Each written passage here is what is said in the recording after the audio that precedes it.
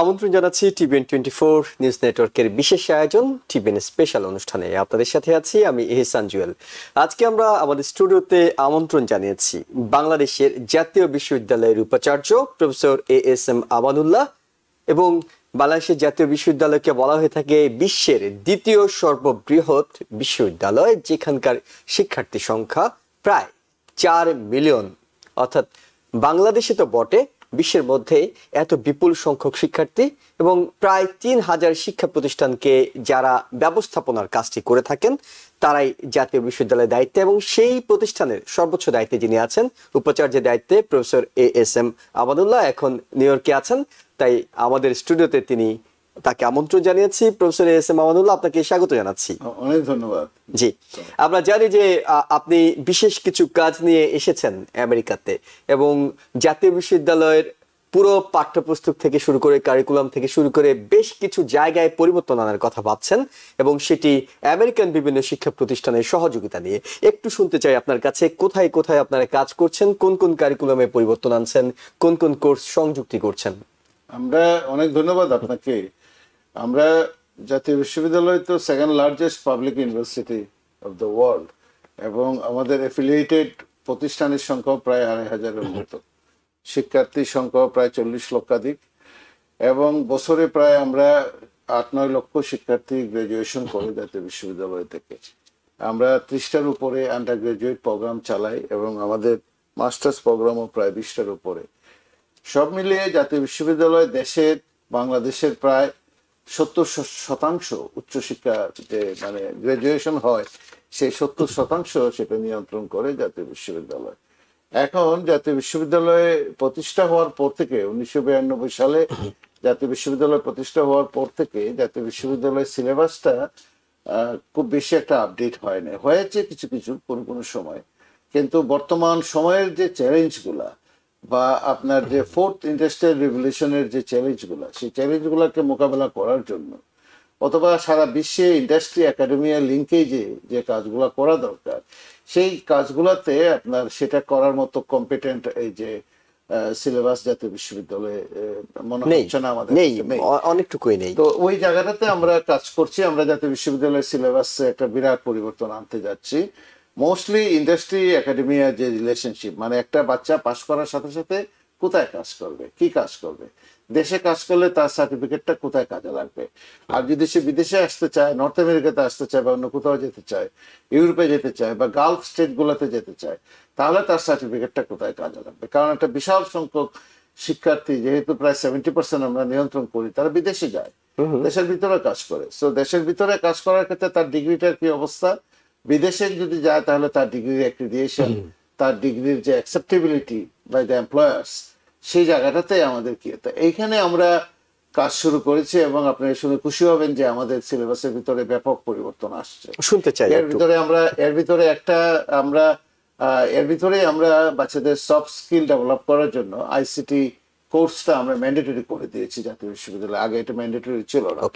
আমাদের আগে ইংরেজিতে একটা প্রধান দুর্বলতা আছে। আমাদের দেশের ছেলেমেয়েরা যারা পড়াশোনা করে, সেটা সায়েন্স হোক, আর্টস হোক, কমার্স হোক, অথবা সেটা হেলথ কেয়ারে হোক, নার্সিং এ হোক, তারা কমিউনিকেশন স্কিলে দেখা যাচ্ছে যে একটু পিছিয়ে থাকে। ওই জায়গাটাতে আমরা হাত দিয়ে আমরা ইংরেজিটাকে এই বছর থেকে, এই সেমিস্টার থেকে অলরেডি আমরা শুরু করে দিয়েছি। ইংরেজিটাকে আমরা ম্যান্ডেটরি বা বাধ্যতামূলক করে দিয়েছি।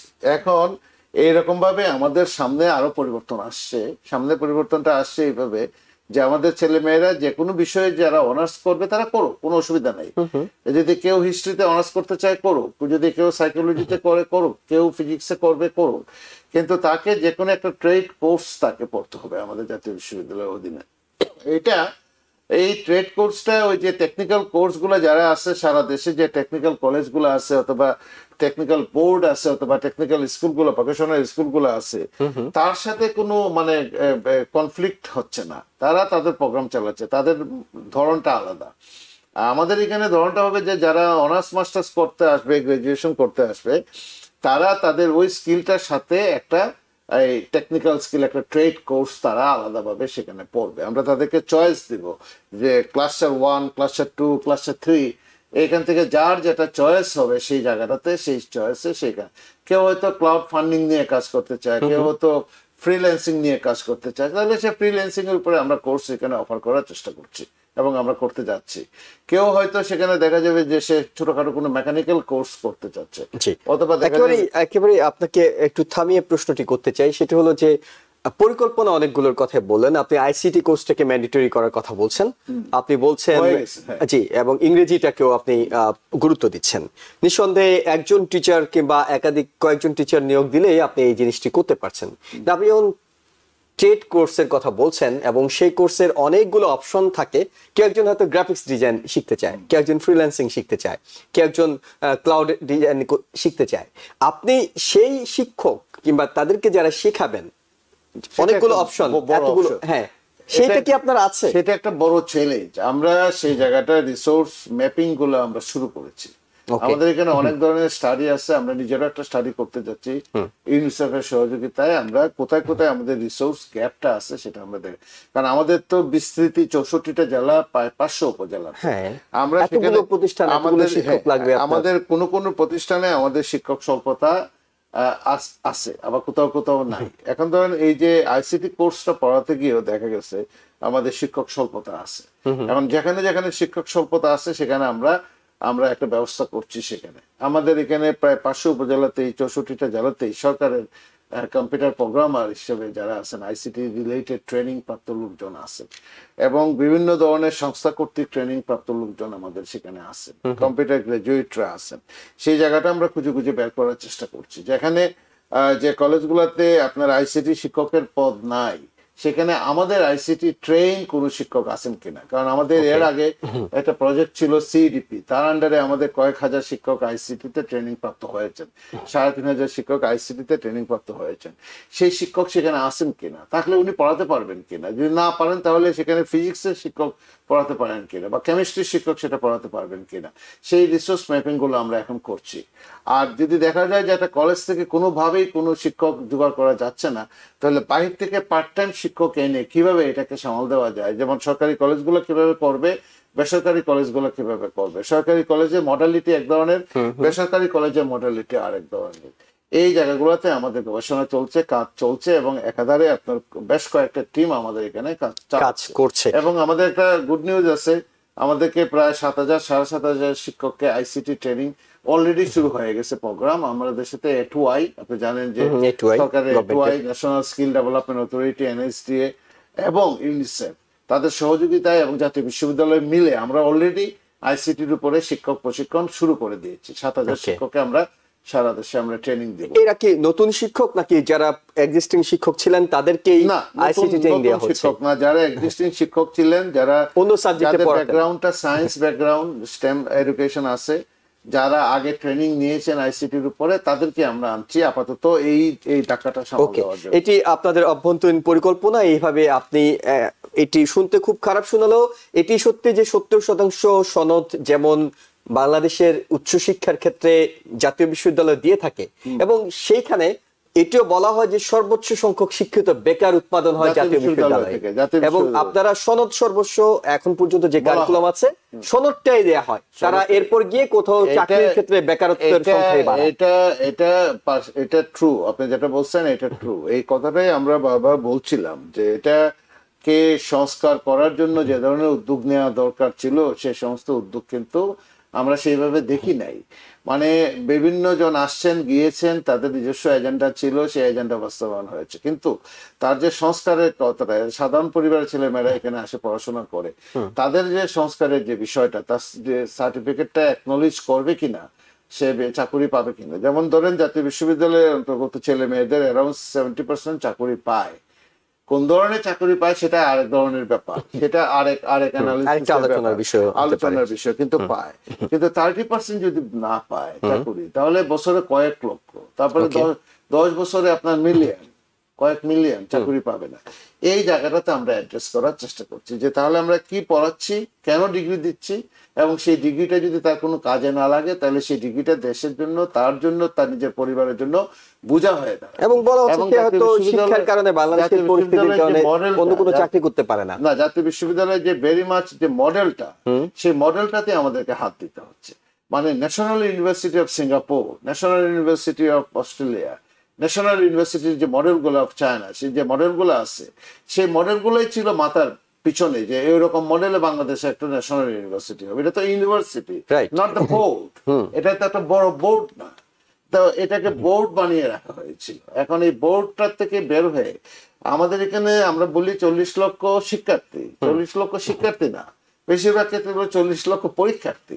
আমরা এই জায়গাটা থেকে বের হয়ে একটু নলেজ এক্সারসাইজ করা, একটু জ্ঞানের চর্চা করা, ভালো জার্নাল বের করা, ভালো ইন্টারন্যাশনাল লেভেলে। কতদিন আগের এই পরিকল্পনাটা, যে পরিকল্পনার কথা বলছেন, আমরা 1 বছর থেকে কাজ করছি। কতদিনের মধ্যে সেটি কার্যকর করা যাবে? আমরা ধারণা করছি যে আমরা যেভাবে চলছি তাতে যদি আমরা আরো 2 বছর যদি আমরা এটা চালাতে পারি, জাতীয় এর ভিতরে জাতীয় বিশ্ববিদ্যালয়ে একটা ব্যাপক পরিবর্তন হয়েছে। যেমন জাতীয় বিশ্ববিদ্যালয়ের ছেলেমেয়েরা ভর্তির সময় কোনো অ্যাডমিশন টেস্ট ছিল না, অ্যাডমিশন টেস্ট ছাড়াই তারা ভর্তি হতো। এই প্রথমবারের মতো আমরা এই না, শুরুতে ছিল, অনেক আগে ছিল, গত 10-15 বছর ছিল না। এখন আবার কিন্তু আমরা অ্যাডমিশন টেস্ট চালু করেছি। তার মানে তাদের ভিতরে একটা সেন্স অফ বিলঙ্গিংনেস ডেভেলপ করেছে, যে আমরা পাবলিক প্রতিষ্ঠানের, এই যে পাবলিক ইউনিভার্সিটি প্রতিযোগিতামূলক পরীক্ষা উত্তীর্ণ হয়ে আমরা এই সুযোগটা পাচ্ছি। আমাদের পরীক্ষা ব্যবস্থা নিয়ে একটা মারাত্মক ধরনের ঝামেলা আছে। পরীক্ষা যে ব্যবস্থা আমরা, সেখানে আমরা ইএমএস এক্সামিনেশন ম্যানেজমেন্ট সিস্টেম চালু করেছি। পরীক্ষা ব্যবস্থাটাকে আমরা মোটামুটি মডার্নাইজ করে এটাকে আমরা একটা এই যে চমৎকার একটা পদ্ধতির দিকে নিয়ে যাচ্ছি। আমাদের এখানে এই যে ইনকোর্স পরীক্ষাগুলো ছিল, আপনারা জানেন ইনকোর্স অ্যাসাইনমেন্ট দিতে হয়, সেই ইনকোর্স গুলার অ্যাকাউন্টেবিলিটি অডিটিংটা সেরকম ভাবে ছিল না। সেই জায়গাটাতে আমরা হাত দিয়েছি এবং আমরা ইনকোর্স নিয়ে আমাদেরকে এখন ইনকোর্স পরীক্ষা দিতে হচ্ছে ছেলে মেয়েদেরকে, এবং সেটা জাতীয় বিশ্ববিদ্যালয়ের ইনকোর্সে খাতা পাঠাতে হচ্ছে।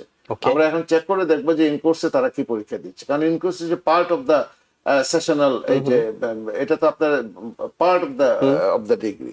সেই জায়গাটাতে আমরা এই জায়গাটাতে হাত দিয়েছি। আমাদের এখানে খুব ভালো যে বই, পাঠ্য বই যেগুলা, যে সমস্ত বইগুলা আমাদের জন্য পড়ানো দরকার, সেই বইগুলো আমাদের এখান থেকে পাবলিশড হয় নাই। আমরা সেই পাঠ্য বইয়ের জায়গাটাতে আমরা হাত দিয়েছি। এই সবকিছু মিলে গভর্নিং বডি, 2500 কলেজের যে গভর্নিং বডি, এই প্রশ্নটি আপনাকে করতাম যে আপনারা অনেক কাজই করতে চান, কিন্তু সেটি গভর্নিং বডিতে গিয়ে অনেক সময় আটকে যায়। এই গভর্নিং বডিগুলো রাজনৈতিক নিয়ন্ত্রিত, রাজনৈতিক সরকার, যখন যে সরকার থাকে তাদের লোকজন গিয়ে সেখানে শাসন করেন, তারা গিয়ে পদ দখল করেন। এবং আমি কলেজের গভর্নিং বডির চেয়ারম্যান, খুব ভালো করে সেটি আওয়াজ দিয়ে বলা হয়। সেই জায়গায় জাতীয় বিশ্ববিদ্যালয় কতটা রাজনীতির প্রভাবমুক্ত করার চেষ্টা আপনি করতে পারবেন বলে মনে করছেন? 2500 শিক্ষা প্রতিষ্ঠান আমাদের প্রায়, এদের গভর্নিং বডি আমরা কিন্তু প্রথমবারের মতো সবগুলোতে চেঞ্জ করেছি, এই প্রথম। চেঞ্জ করে কি হয়েছে? মানে আগে আওয়ামী গিয়ে এখনকার লোকজন এসেছে। আগে যে রকম ভাবে যে সিস্টেমে গভর্নিং বডিটা ছিল, সেই সিস্টেম থেকে আমরা একটু বের হয়ে আসছি। ওকে, এখানে আরো সংস্কার দরকার, আমরা চেঞ্জ হয়ে আসছি। এখন আপনার গভর্নিং বডিতে ঢাকা শহরের ভিতরে দেখবেন, ঢাকা শহরে যত কলেজগুলো আছে, সব বেশিরভাগ কলেজগুলোতেই ঢাকা বিশ্ববিদ্যালয়ের শিক্ষকরা, প্রফেসররা, বুয়েটের শিক্ষকরা, কৃষি বিশ্ববিদ্যালয়ের শিক্ষকরা এবং নামি দামি ডাক্তার, ইঞ্জিনিয়ার এবং আপনার ধরেন এই যে ব্যারিস্টার যারা আছেন, তাদেরকে আমাদেরকে এখানে এই যে যারা আপনার এই যে বিভিন্ন ধরনের পেশাজীবী সংস্থাদের সাথে যারা জড়িত, রাজনৈতিক নেতারাও যে নাই একদম তা না, রাজনৈতিক নেতাদেরকে একদম মুক্ত করা গেছে তা না, অনেক রাজনৈতিক নেতারাও একটা স্ট্যান্ডার্ড মেইনটেইন করে। আমরা মাস্টার্স পাশের নিচে, এমএ পাশের নিচে কাউকে কোনো কলেজে গভর্নিং বডির সভাপতি আমরা করছি না, গভর্নিং বডির সভাপতি অথবা মেম্বার আমরা সেখানে করছি না। এতে এক ধরনের স্ক্রিনিং ইতিমধ্যে হয়েছে, যে আপনি একটা কলেজ চালাবেন, আপনার নিজের যদি মাস্টার্স ডিগ্রি না থাকে, আপনি কি বুঝবেন কলেজের পড়াশোনা বা কলেজের শিক্ষককে যে আপনি চালাবেন, সেটা আপনার নৈতিক অধিকারটা আসবে। এখন আরো যে ঝামেলাগুলো রয়ে গেছে, যে নাম্বার অফ সংখ্যা, যে এত বড় বিশাল একটা সংখ্যা নিয়ে গভর্নিং বডি করা দরকার কিনা, নাকি আর একটু সাইজ ছোট করা দরকার, নাকি গভর্নিং বডি ড্রপ করে দিয়ে, পৃথিবীর অনেক দেশে আছে কলেজগুলো গভর্নিং বডি ছাড়াই চলে, সেরকম কোন সিস্টেমে যাওয়া যায় কিনা, এই সমস্ত ভোটের মাধ্যমে এটি হয়ে থাকে। হ্যাঁ, ভোটের মাধ্যমে আমরা এই গভর্নিং বডি নিয়ে আমাদের চিন্তা ভাবনা আছে এবং সেই জায়গাটা তো আমরা কাজ চালাচ্ছি। এবং আপনি গভর্নিং বডি এখন যে এরকম গভর্নিং বডি দেখা যাচ্ছে, এটাও যে আমাদের আপ টু দ্য মার্ক এবং আমাদের স্যাটিসফ্যাক্টরি লেভেলে চলে গেছে সেটা বলা যায় না। একটা সময় গিয়ে আমরা সেই জায়গাটাতে একটা এক ধরনের চেঞ্জ আমরা আনার চেষ্টা করবো, এবং গভর্নিং বডির সাথে কলেজের অ্যাকাউন্টেবিলিটি, কলেজের গুড গভর্নেন্স, এগুলো সব জড়িত। মানে ওই জায়গাটাতে আমরা হাত দিচ্ছি। ফান্ড ম্যানেজমেন্ট, যাতে বিশ্ববিদ্যালয়ের কাজ হলো কলেজের যে অ্যাকাউন্টেবিলিটি এবং গুড গভর্নেন্স আছে কিনা সেটা দেখার জন্য, কিন্তু দেখা হয় না এতদিন।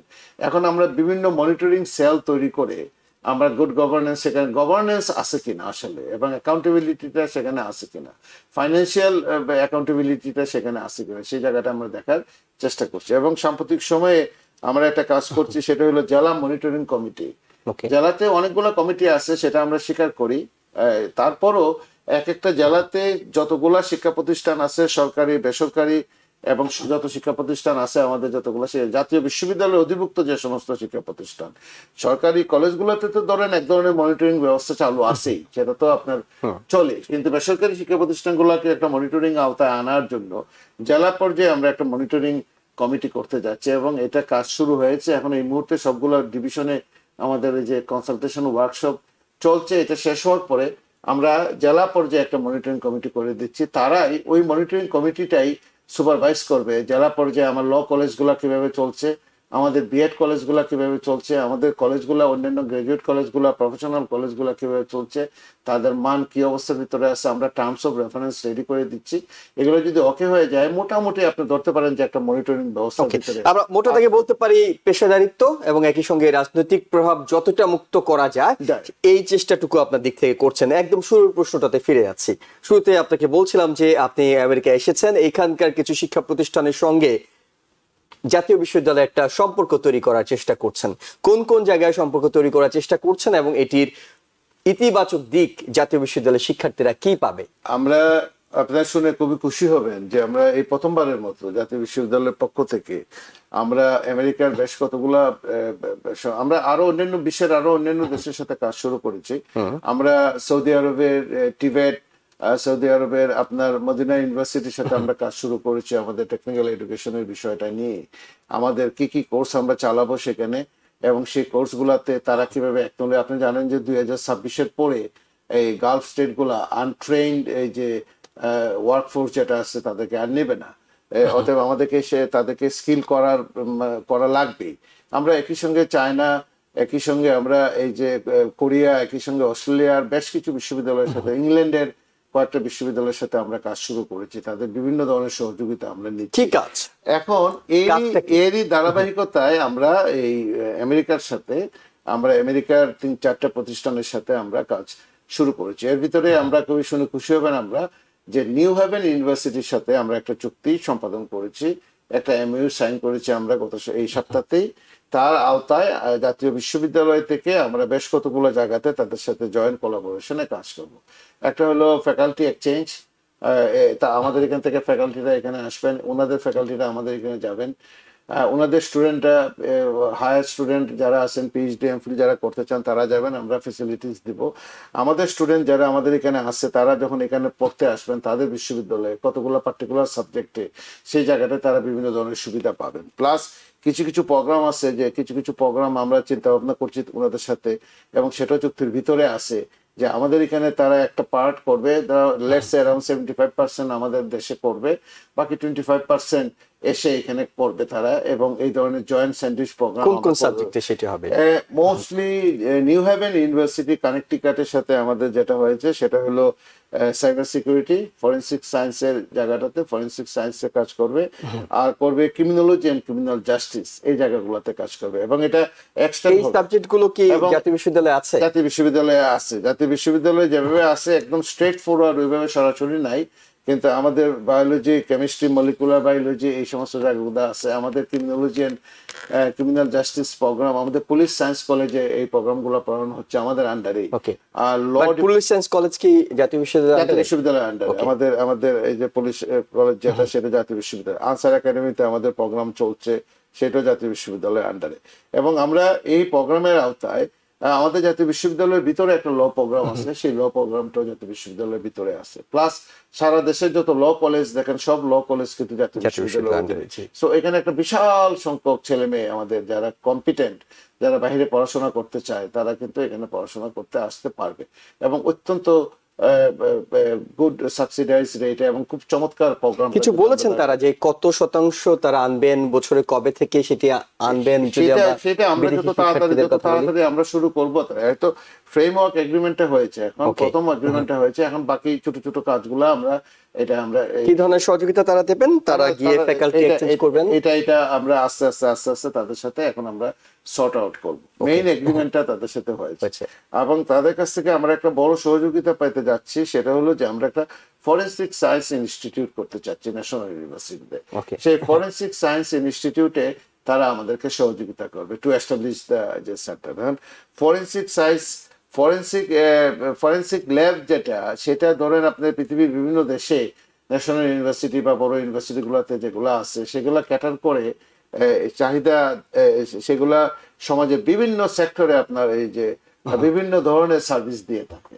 যেমন আমাদের দেশে পুলিশ বলেন, আর্মি, বিডিআর যে এজেন্সিগুলো আছে, তাদের বিভিন্ন ধরনের রিপোর্ট দরকার পড়ে। আমাদের যে জাস্টিস সিস্টেম আছে সেখানে বিভিন্ন ধরনের ফরেনসিক রিপোর্ট দরকার পড়ে। যেমন একটা বাচ্চা মারা গেল, গত আন্দোলনে যে বাচ্চাগুলো মারা গেছে, সেই বাচ্চাগুলোর ফরেনসিক রিপোর্ট যদি তৈরি করতে হয় বছরের পর বছর লাগতে পারে, বিচার বছরের পর বছর বিলম্বিত হতে পারে। কার গুলিতে, কোন ধরনের গুলিতে মারা গিয়েছে। একটা ফরেনসিক সায়েন্স ইনস্টিটিউট যদি বাংলাদেশে থাকতো, একটা ফরেনসিক ল্যাব যদি বাংলাদেশে থাকতো, তাহলে আপনাকে 2 মাসের ভিতরে প্রতিটা কেস বাই কেস, এবং তাদের এফিকেসি রেট 98-99%, এবং খুবই আপনার সুখবর আমাদের জন্য, বাংলাদেশের জন্য, জাতীয় বিশ্ববিদ্যালয়ের জন্য, এবং বাঙালি যারা আপনারা বসবাস করছেন বিদেশে, নর্থ আমেরিকাতে, তাদের জন্য একটা ভালো সুখবর যে আমাদের এখানে যে ফরেনসিক সায়েন্সটা আমরা প্রতিষ্ঠা করতে যাচ্ছি, সেখানে পৃথিবী বিখ্যাত, মানে আপনার ধরেন নোবেল পুরস্কার পাওয়ার মতো উপযুক্ত নর্থ আমেরিকা না, শুধু সারা পৃথিবীতে একজন নাম করা প্রফেসর আছেন, প্রফেসর লি, যার নামে জাপানে, কোরিয়াতে, সিঙ্গাপুরে ইনস্টিটিউট আছে, লি ইনস্টিটিউট অফ ফরেনসিক সায়েন্স। উনার সাথে আমরা কোলাবোরেশন করছি, এবং আপনারা একটা ল্যাব তৈরি করছেন। ল্যাব তৈরি করি, প্রয়োজন বাংলাদেশের জন্য একটা ল্যাব তৈরি করা হচ্ছে। হ্যাঁ, উনি যাবেন, he is around 90 years old, উনি প্রয়োজনে সেখানে যাবেন, গিয়ে আমাদেরকে এই জায়গাটাতে হেল্প করবেন। তখন আমরা ওই ফরেনসিক এরিয়াতে প্রায় 50টা এরিয়া আছে আপনার এই কাজ করার জন্য, জয়েন্ট কোলাবোরেশন। আপনার ফরেনসিকে, আপনার অ্যাকাউন্টিং এ যে ফ্রড গুলো হচ্ছে, ফাইন্যান্সিয়াল যে ফ্রড গুলো হচ্ছে ব্যাংকগুলোতে, সেগুলো বের করা, আপনার এই যে ক্রিমিনাল জাস্টিস সিস্টেমে অথবা আপনার জাস্টিস সিস্টেমে যে রিপোর্টিং গুলো হয়, সেই জায়গাটাতে হেল্প করা, এবং আর্টিফিশিয়াল ইন্টেলিজেন্স ব্যবহার করে বিভিন্ন ধরনের আপনার এই যে এভিডেন্স গুলো একদম মানে আপনার সাপোর্টিং ডকুমেন্ট হিসেবে কোর্টে প্রডিউস করা, প্রচুর ক্ষেত্র এই জায়গাটাতে, ওই জায়গাটাতে আমরা একটা করার চেষ্টা করছি, যে একটা ইনস্টিটিউট আমরা করি। এবং এই কাজগুলা সাধারণত ন্যাশনাল ইউনিভার্সিটি, পৃথিবীর বিভিন্ন দেশে ন্যাশনাল ইউনিভার্সিটি গুলাই করে। ধর একটা ফ্রড হইলো, সেই ফ্রডটা একটা ফাইন্যান্সিয়াল স্ক্যাম হইলো, সেটাকে ফরেনসিক অ্যাকাউন্টিং করে সেটাকে বের করে ফেলা। হ্যাঁ, ওনারা দেখলাম যে ওনারা আমাদেরকে দেখিয়েছেন যে 1 সপ্তাহ 10 দিনের ভিতরে বিলিয়ন ডলারের তারা হয়তো বের করে ফেলছেন। এই সুবিধাগুলো আপনার আমাদের দেশে এখন এই মুহূর্তে নাই, সিঙ্গাপুরে আছে। আমরা অনেক সময় সিঙ্গাপুর যাই হেল্পের জন্য। ভারতে আছে, ভারতের গুজরাটে ফরেনসিক ইউনিভার্সিটি আছে, এবং ওই গুজরাটের ওই বিশ্ববিদ্যালয়, আমরা যেটা বুঝতে পারছি সেটা হলো যে আপনারা একটা ইনস্টিটিউট কিংবা ল্যাব তৈরি করছেন। এখানে প্রতি বছর গুটি কয়েক শিক্ষার্থী, না গুটি কয়েক না, আমরা একটা টার্গেট করছি আমাদের যে ল্যাব আমরা যেটা করব এবং যে প্রোগ্রামটা আমরা এখন চালাচ্ছি, সেখানে অন এন এভারেজে বছরে সর্বনিম্ন 100 উপরে 200 ফরেনসিক সায়েন্টিস্ট আমরা সেখানে এনরোল করার চেষ্টা করব, তাদের সহযোগিতায়। তাদের তো একটা লিমিটেশন আছে, আমাদের একটা লিমিটেশন আছে এটা করার। এটা তো একটা দিক। আবার ক্রিমিনাল জাস্টিস ওই জায়গাটাতে artificial intelligence, big data analytics, এগুলো নিয়ে আমরা এই যে নিউ হেভেন ইউনিভার্সিটির সাথে কাজ করবো। এটা গেল নিউ হেভেন ইউনিভার্সিটি। তারপরে আমরা আর একটা বিশ্ববিদ্যালয়ের সাথে আমরা কাজ শুরু করতে যাচ্ছি, এটা তো চুক্তি হয়ে গেছে। সেটা হলো আপনার কিউনি, সিটি ইউনিভার্সিটি নিউ ইয়র্ক। আপনি জানেন যে বিশ্ববিখ্যাত, এবং আপনার তার আন্ডারে যে 25-26টা ব্রাঞ্চ কলেজ আছে, যে ক্যাম্পাস গুলো আছে, সেই ক্যাম্পাস গুলো বিশ্ববিখ্যাত, তাদের ডিগ্রিও বিশ্ববিখ্যাত। সেখানে আপনার সিটি কলেজ নিউ ইয়র্ক যেটা, তাদের সাথে প্রেসিডেন্টের সাথে আমাদের মিটিং হয়েছে। সেখানে আমরা একটা মোটামুটি কনসেনসাসে পৌঁছেছি যে আমরা কয়েকটা এরিয়াতে কাজ করব। এর ভিতরে একটা হলো আবহাওয়া, জলবায়ু নিয়ন্ত্রণের এই জায়গাটাতে রিমোট সেন্সিং নিয়ে আমরা কাজ করবো, এবং রিমোট সেন্সিং এ যত ধরনের সহযোগিতা লাগে, টেকনিক্যাল থেকে ধরে সব ধরনের সহযোগিতা দেওয়ার জন্য ওনারা আমাদেরকে প্রস্তুত আছেন। এবং ওনারা আমাদেরকে আরেকটা জায়গাতে কাজ করতে হেল্প করতে রাজি হয়েছেন, সেটা হলো ওয়েস্ট ম্যানেজমেন্ট। তো ওয়েস্ট ম্যানেজমেন্টে রিসার্চ করা, ওয়েস্ট ম্যানেজমেন্ট নিয়ে সারা পৃথিবীতে যে ধরনের রিসার্চ হচ্ছে সেই ধরনের রিসার্চ ক্যাপাসিটিটা আমাদের বাড়ানো এবং সরাসরি ফিল্ডে কাজ করা ওয়েস্ট ম্যানেজমেন্টের এই জায়গাটাতে। তারপরে ডিগ্রি আপনার এই যে জয়েন্ট প্রোগ্রাম চালানোর ব্যাপারে, ডিগ্রি প্রোগ্রাম চালানোর ব্যাপারে তাদের তো অনেক ধরনের রেগুলেশন আছে, অনেক ধরনের এথিক্যাল কমিটি আছে, অ্যাক্রিডিটেশনের অনেক বিষয় আছে, সবগুলাকে প্লাস মাইনাস করে ওনারা আমাদের সাথে এই জায়গাটাতে কাজ করতে চাচ্ছেন। এবং ওনারা স্পেসিফিক্যালি 3-4টা জায়গাতে কাজ করতে চায়। একটা হলো ওয়েস্ট ম্যানেজমেন্ট এবং ওয়েস্ট ম্যানেজমেন্ট রিলেটেড যত পড়াশোনা এবং যত ধরনের গবেষণা আছে। একটা হলো রিমোট সেন্সিং এবং জলবায়ু তহবিল নিয়ে, জলবায়ু নিয়ে যত ধরনের কাজ আছে সেই জায়গাটাতে কাজ করা। একটা হলো যে artificial intelligence, big data analytics, এই সমস্ত জায়গাগুলোতে ওনারা আমাদের সাথে কাজ করতে সম্মত হয়েছে। এবং ওনাদের সাথে আমরা আশা করি যে কিছুদিনের ভিতরেই ইনিশিয়াল ডিসকাশন যেহেতু খুবই সাকসেসফুল হয়েছে, আমরা ঐক্যমতে পৌঁছেছি, কিছুদিনের ভিতরেই ওনাদের সাথে আমরা সেই জায়গাগুলোতে কাজ করব। এবং বিগ অ্যাচিভমেন্ট সবকিছু মিলে এবং আমরা যদি এটি সফল করতে পারেন তাহলে বাংলাদেশের শিক্ষার্থীদের জন্য খুবই ভালো কিছু উদ্যোগ হবে। কিন্তু সমস্যা যেটি থাকে সেটা হলো যে বাংলাদেশে রাজনৈতিক সরকার পরিবর্তনের সঙ্গে সঙ্গে প্রশাসন পরিবর্তন হয়, প্ল্যান গুলো পরিবর্তন হয়, ব্যক্তিগুলো পরিবর্তন হয়ে যায় যারা ইনিশিয়াল গুলো নিয়েছেন। এগুলো যদি কার্যকর টেকসই রাখা যায় তাহলে আসলে এটা সাস্টেনেবিলিটির জন্য ধারাবাহিকতার দরকার হয়। পরিকল্পনাগুলো আমাদের এটা করতে হবে, এই জন্য আমরা যাতে খুব বেশি পরিবর্তন যাতে না আসে সেই জন্য আমরা সিনেট, সিন্ডিকেট এবং একাডেমিক কাউন্সিল হয়ে আমরা এই পরিবর্তনগুলো আনার এই যে চেষ্টা করছি। আর একটা সুন্দর কাজ আমাদের এর ভিতরে হয়েছে, সেটা হলো জন হপকিন্স ইউনিভার্সিটির সাথে। জন হপকিন্সের সাথে আমাদের একটা ইনিশিয়াল ডিসকাশন আমাদের কমপ্লিট করেছি যে জাতীয় বিশ্ববিদ্যালয় আগামী সেমিস্টার থেকে পাবলিক হেলথের উপরে মাস্টার্স প্রোগ্রাম চালু করবে। পাবলিক হেলথে এই পাবলিক হেলথে মাস্টার্স প্রোগ্রাম চালু করতে গিয়ে জন হপকিন্সের সাথে ওনাদের সাথে আমাদের কথা হয়েছে যে কোন কোন এরিয়াতে আমরা হেল্প চাচ্ছি। সিলেবাস আমরা একটা সিলেবাস তৈরি করেছি, সেই সিলেবাসটা আমরা ওনাদেরকে পাঠাবো। ওনারা বলছেন পাঠানোর জন্য কোন কোন এরিয়াতে আমরা সাপোর্ট চাচ্ছি এবং জন হপকিন্স কোন কোন এরিয়াতে আমাদের সাথে গবেষণা এবং এই জায়গাটাতে হেল্প করতে পারে সেটা বের করে আমাদের সাথে ওনারা সেকেন্ড রাউন্ডে বসে আলোচনা করবে। আপনাদের জন্য অনেক শুভকামনা থাকলো। আমাদের সময় শেষ হয়ে গেছে। আপনাকে অনেক ধন্যবাদ যে আপনার এই ব্যস্ততার মধ্যে আপনি আমাদের স্টুডিওতে এসে সময় দিয়েছেন। দর্শক, আমরা কথা বলছিলাম প্রফেসর এস.এম. আমানুল্লাহর সঙ্গে, যিনি জাতীয় বিশ্ববিদ্যালয়ের বাংলাদেশের উপাচার্যের দায়িত্বে আছেন এবং অনেকগুলো স্বপ্ন তিনি দেখছেন, অনেক স্বপ্ন পূরণের পথে তিনি কাজ করার চেষ্টা করছেন। আমাদের পক্ষ থেকে শুভকামনা থাকলো। নিঃসন্দেহে বাংলাদেশি শিক্ষার্থীরা এখান থেকে আসলে দক্ষ জনশক্তি হিসেবে যদি গড়ে উঠতে পারে সেটি বাংলাদেশের অর্থনীতিকে সমৃদ্ধ করবে। আপনাদের সবাইকে অনেক ধন্যবাদ আমাদের সঙ্গে থাকার জন্য। ভালো থাকবেন।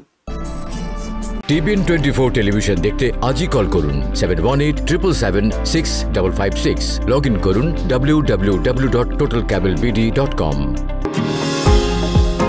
নিউ ইয়র্ক থেকে সম্প্রচারিত TBN 24 টেলিভিশন বিশ্বজুড়ে বাঙালির কণ্ঠস্বর।